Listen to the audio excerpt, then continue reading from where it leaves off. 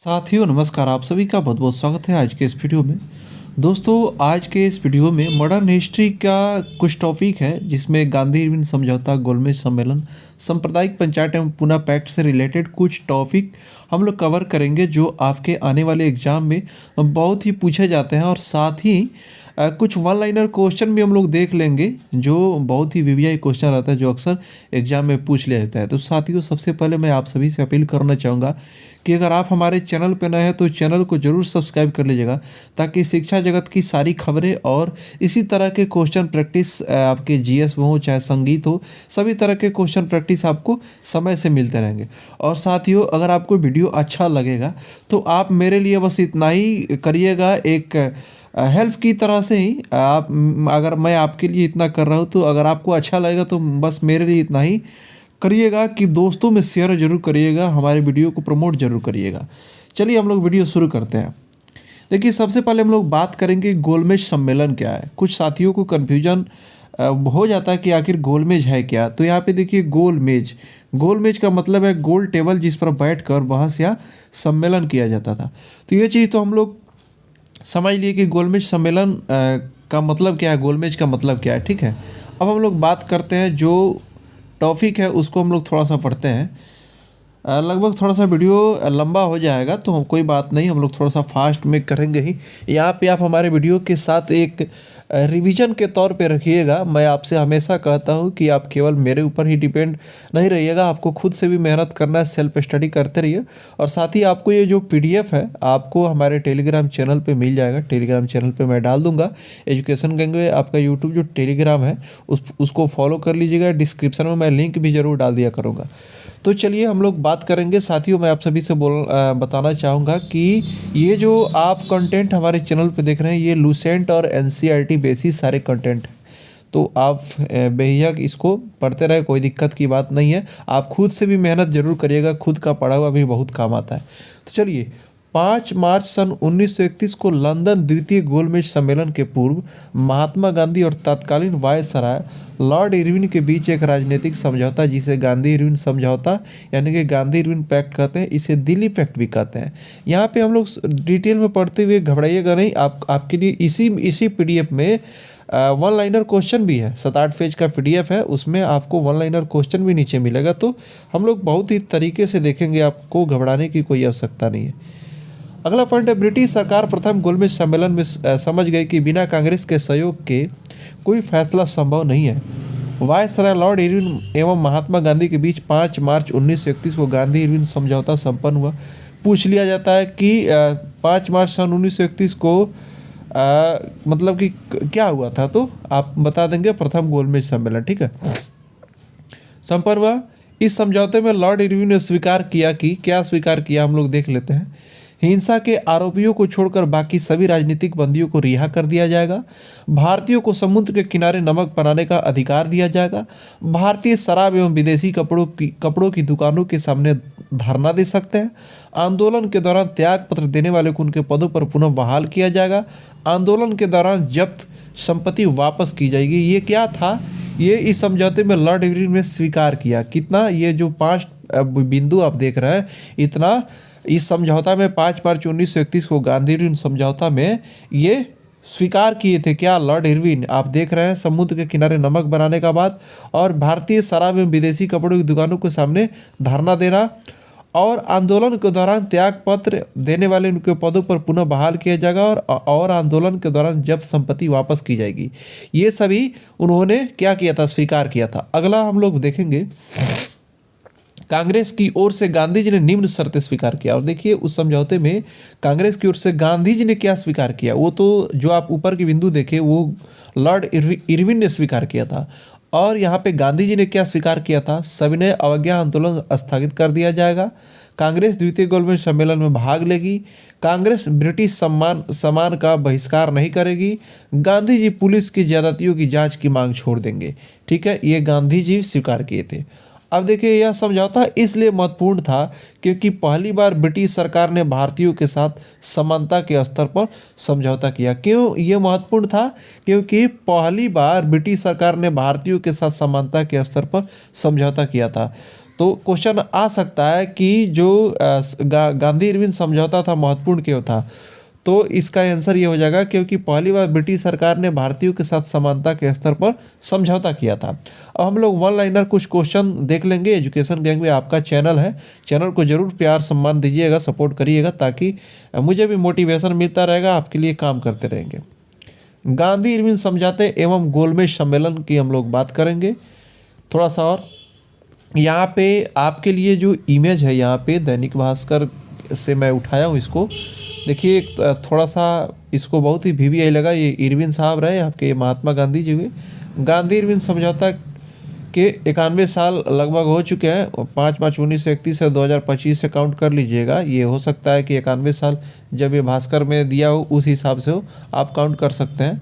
चलिए, 5 मार्च 1931 को महात्मा गांधी और लॉर्ड इरविन के बीच ऐतिहासिक समझौता हुआ था।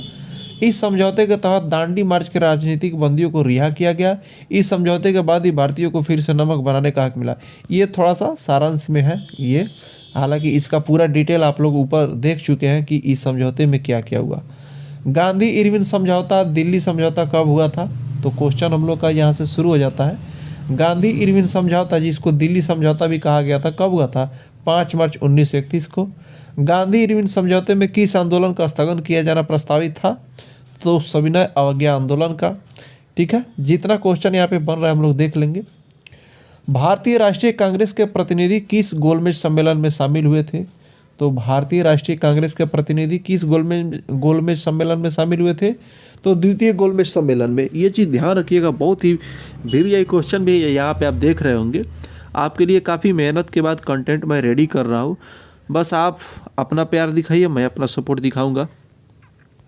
अगला है, द्वितीय गोलमेज सम्मेलन में भाग लेने के लिए महात्मा गांधी बम्बई से लंदन एसएस राजपूताना नामक जलयान से गए थे। वे लंदन के किंग्सले हॉल में ठहरे थे। क्या था?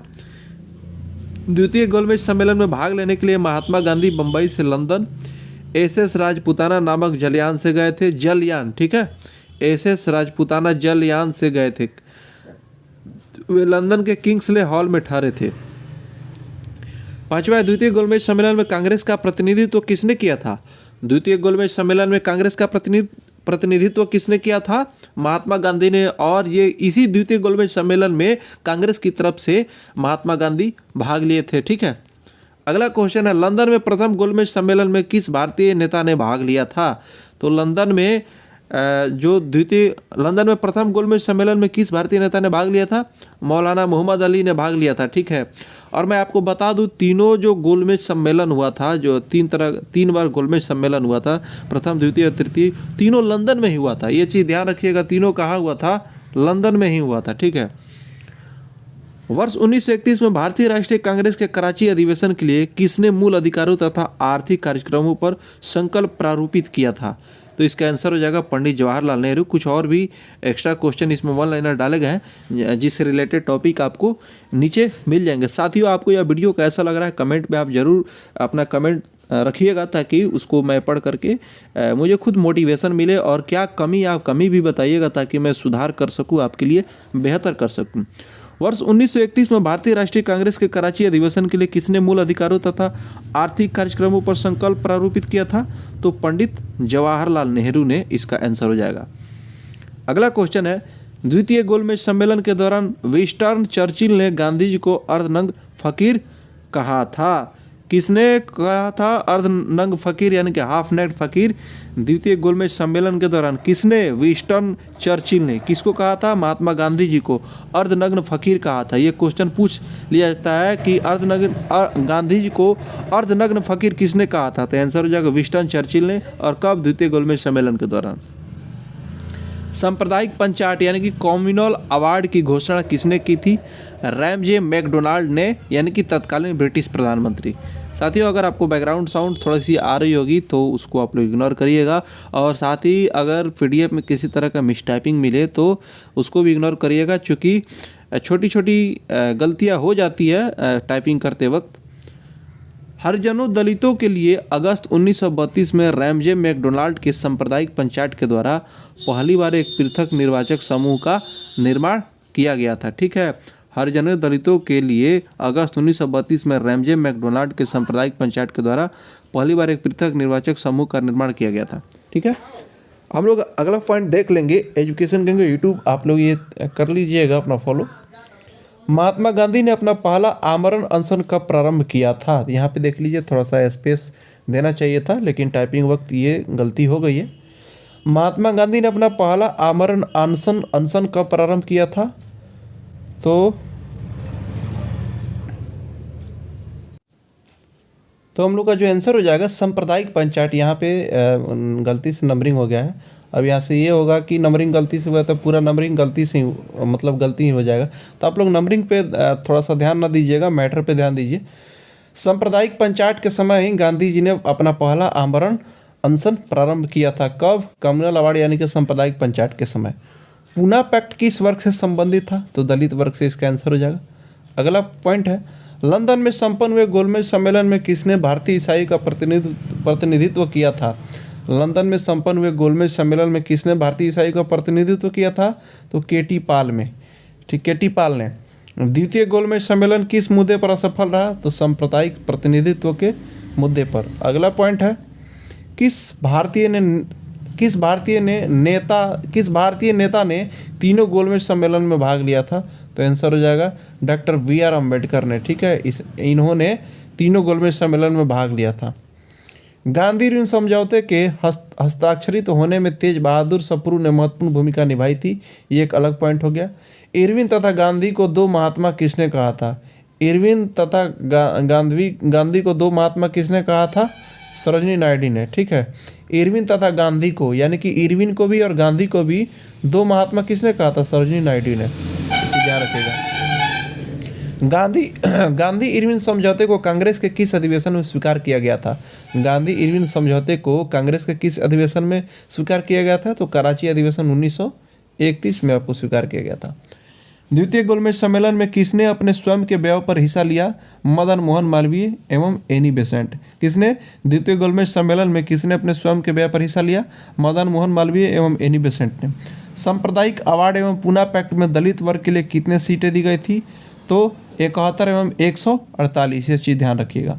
महात्मा गांधी क्षणिक भूत की भांति धूल उठाते हैं लेकिन अस्तर नहीं, यह कथन किसने कहा था? ये क्वेश्चन बहुत पूछा जाता है। ठीक है, ये चीज़ ध्यान रखिएगा। बहुत ही डेप्थ का क्वेश्चन है साथियों, जो आपके आने वाले आगामी एग्जाम की जो आप तैयारी कर रहे हैं उसमें आपको सफलता दिलाने में थोड़ा सा मदद जरूर करेगा। तो इस चीज़ को आप रिवीजन के तौर पे हमारे वीडियो को जरूर देखिएगा।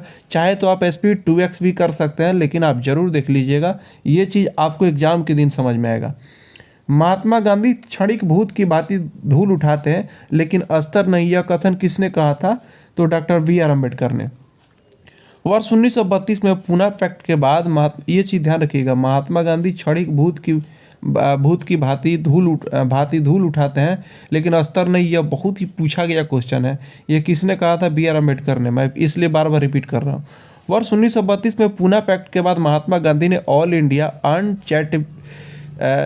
अनटचेबिलिटी लीग की स्थापना की। वर्ष 1932 में पूना पैक्ट के बाद महात्मा गांधी ने ऑल इंडिया अनटचेबिलिटी लीग की स्थापना की। बाद में उसका नाम बदलकर हरिजन सेवक संघ कर दिया गया। इसके प्रथम अध्यक्ष घनश्याम दास बिरला थे। हरिजन स्वयं सेवक संघ के प्रथम अध्यक्ष कौन थे? तो घनश्याम दास बिरला थे। ये चीज़ पूछ लिया जाता है। ठीक है, अगला पॉइंट हम लोग देखेंगे, पूना समझौता के बाद गांधी जी ने दलितों के उत्थान के लिए किस संस्था की स्थापना की थी? तो हरिजन सेवक संघ इसका आंसर हो जाएगा। वर्ष 1936 में इंडिपेंडेंट लेबर, देखिए ये चीज़ ये भी पूछा गया क्वेश्चन है बहुत बार। पूना समझौता के बाद गांधी जी ने दलितों के उत्थान के लिए किस संस्था की स्थापना की थी? तो हरिजन सेवक संघ की स्थापना की थी। कब? पूना समझौता के बाद। वर्ष 1936 में इंडिपेंडेंट लेबर पार्टी का गठन किसके द्वारा किया गया था? तो डॉक्टर भीमराव अंबेडकर के द्वारा किया गया था। कब? वर्ष 1936 में। यह भी क्वेश्चन पूछ लिया जाता है कि इंडिपेंडेंट लेबर पार्टी का गठन किसके द्वारा हुआ था? तो डॉक्टर भीमराव अंबेडकर के द्वारा हुआ था। और कब हुआ था? 1936 में। यहाँ से दो क्वेश्चन बन सकता है। दलित समुदायों को सर्वप्रथम हरिजन शब्द से किसने संबोधित किया था? तो महात्मा गांधी ने। बी.आर. अम्बेडकर व गांधी जी के मध्य हुआ था कौन सा समझौता? तो पूना समझौता। डॉक्टर भीमराव अम्बेडकर और गांधी जी के बीच हुआ था। दलित वर्गों का संघ किसने स्थापित किया था? डॉक्टर भीमराव अम्बेडकर ने गोलमेज सम्मेलन के दौरान। ठीक है साथियों, हमारे इस वीडियो का बस मकसद यही है कि आपको रिवीजन कराना। ठीक है, मैं जो भी कंटेंट लेकर के आऊँगा आपके सिलेबस से लेकर के आऊँगा और आपके एग्ज़ाम ओरिएंटेड जो टॉपिक होगा हम लोग उसको यहाँ पे कवर करेंगे। आप खुद से भी पढ़ते रहेंगे अच्छे अच्छे पुस्तकों को। साथ ही मैं आपको बता दूं लुसेंट और एनसीईआरटी को कवर करते हुए मैं आपको यहाँ से एक एग्ज़ाम पर्पस का जो गेस मटेरियल है मैं यहाँ पे कराने की प्रयास कर रहा हूँ। चलिए हम लोग गोलमेज सम्मेलन का विवरण थोड़ा सा देख लेते हैं। ये पूछ लिया जाता है कि प्रथम गोलमेज सम्मेलन कब हुआ था, तो 12 नवंबर 1930 से 19 जनवरी 1931 के बीच। ठीक है, अगला द्वितीय गोलमेज सम्मेलन 7 सितंबर 1931 से 1 दिसंबर 1931 के बीच। तृतीय गोलमेज सम्मेलन 17 नवंबर 1932 से 14 दिसंबर 1932 के बीच। साथियों, अगर आपको मेरे कंटेंट पे लग रहा होगा कि ये कैसा है तो आप चाहे तो प्रीवियस ईयर क्वेश्चन वगैरह भी उठा करके देख सकते हैं या आने वाले एग्जाम में भी आप इसको कंपेयर कर सकते हैं कि मैं आपके लिए किस हद से मेहनत कर रहा हूँ, आपके लिए खोज करके कैसे कैसे कंटेंट तैयार किया जा रहा है जो आपके वीवीआई टॉपिक हैं उसको उसके हिसाब से। तो बस आपके मेरे इस मेहनत के लिए आपसे बस मैं इतना ही चाहूँगा कि आप चैनल को सपोर्ट करिए, ज़्यादा से ज़्यादा लोगों में शेयर करिए। तो चलिए एक पॉइंट यहाँ पे आप देख लीजिएगा, हम लोग लेकर क्या है। विंस्टन चर्चिल सहित अनेक ब्रिटिश नेताओं ने गांधी इरविन समझौते का विरोध किया था। किसने विरोध किया था? गांधी इरविन समझौते का विरोध किसने किया था? ये क्वेश्चन पूछ लिया जाता है। तो विंस्टन चर्चिल और अनेक ब्रिटिश नेताओं ने। ठीक है, अब हम लोग थोड़ा सा बात करते हैं कांग्रेस का कराची अधिवेशन। थोड़ा सा शॉर्ट जानकारी है जिसको हम लोग पढ़ लेते हैं एक बार। गांधी इरविन समझौते को स्वीकृति प्रदान करने के लिए 29 मार्च 1931 को कराची में कांग्रेस का अधिवेशन आयोजित किया गया था। ठीक है, वल्लभ भाई पटेल इसके अध्यक्ष थे। इससे 6 दिन पहले ही भगत सिंह, राजगुरु और सुखदेव को फांसी दी गई थी, जिसके कारण भारत के लोग गांधी जी से तीव्र नाराज थे। ठीक है, ये पॉइंट बहुत ही वीवीआई पॉइंट है। फिर से एक बार हम लोग पढ़ लेते हैं। गांधी इरविन समझौते को स्वीकृति प्रदान करने के लिए 29 मार्च 1931 को कराची में कांग्रेस का अधिवेशन आयोजित किया गया था। वल्लभ भाई पटेल इसके अध्यक्ष थे। इससे 6 दिन पहले ही भगत सिंह, राजगुरु और सुखदेव को फांसी दी गई थी, जिसका कारण भारत के लोग गांधी जी से तीव्र नाराज थे। गांधी जी को अपनी कराची यात्रा के दौरान जनता के तीव्र रोष का सामना करना पड़ा था। ठीक है, तो ये चीज़ आप लोग देख लिए कि इसके 6 दिन पहले ही भगत सिंह, राजगुरु और सुखदेव को फांसी दी गई थी। उसके बाद में ये आपका गांधी इरविन समझौते की ये बात चल रही थी, जिसके कारण ये लोगों में, भारतीय लोगों में तीव्र रोष का सामना करना पड़ा था। कराची में कांग्रेस का प्रस्ताव। किसी भी तरह की राजनीतिक हिंसा का समर्थन न करने की बात दोहराते हुए भी कांग्रेस ने इन क्रांतिकारियों की वीरता और बलिदान की प्रशंसा की। दिल्ली समझौते को मंजूरी दी गई। क्या है मैटर? ये कराची में कांग्रेस का प्रस्ताव। किसी भी तरह की राजनीतिक हिंसा का समर्थन न करने के बाद दोहराते हुए भी कांग्रेस ने इन क्रांतिकारियों की वीरता और बलिदान की प्रशंसा की। दिल्ली समझौते को मंजूरी दी गई। पूर्ण स्वराज के लक्ष्य को पुनः क्या किया गया? दोहराया गया। कांग्रेस ने मुख्यतः 2 प्रस्ताव को अपनाया। इनमें से एक मौलिक अधिकार से संबंधित था और दूसरा राष्ट्रीय आर्थिक कार्यक्रम से संबंधित है। ये क्या था? कराची में कांग्रेस का ये प्रस्ताव था। ठीक है, इसमें देखिए मौलिक अधिकार की बात की गई थी। अभिव्यक्ति एवं प्रेस की पूर्ण स्वतंत्रता, संगठन बनाने की स्वतंत्रता, सार्वभौम वयस्क मताधिकार के आधार पर चुनाव की स्वतंत्रता, सभा एवं सम्मेलन आयोजित करने की स्वतंत्रता, जाति, धर्म, लिंग इत्यादि से हटकर कानून के समक्ष समानता का अधिकार, सभी धर्मों के प्रति राज्य का तटस्थ भाव, निःशुल्क एवं अनिवार्य प्राथमिक शिक्षा की गारंटी, अल्पसंख्यकों तथा विभिन्न भाषाई क्षेत्रों की संस्कृति, भाषा एवं लिपि की सुरक्षा की गारंटी। ठीक है, राष्ट्रीय आर्थिक कार्यक्रम के बारे में हम थोड़ा सा देख लेते हैं। उसी दौरान ये सब मैटर हुआ था। लगान और मालगुजारी में उचित कटौती, अलाभकर जोतों के लगान से मुक्ति, किसानों को कर्ज से राहत और सूदखोरों पर नियंत्रण, मजदूरों के लिए बेहतर सेवा शर्त, महिला मजदूरों की सुरक्षा तथा काम के लिए नियमित घंटे, मजदूर और किसानों को अपने संघ बनाने की स्वतंत्रता, प्रमुख उद्योगों, परिवहन और खदान को सरकारी स्वामित्व एवं नियंत्रण में रखने का वायदा।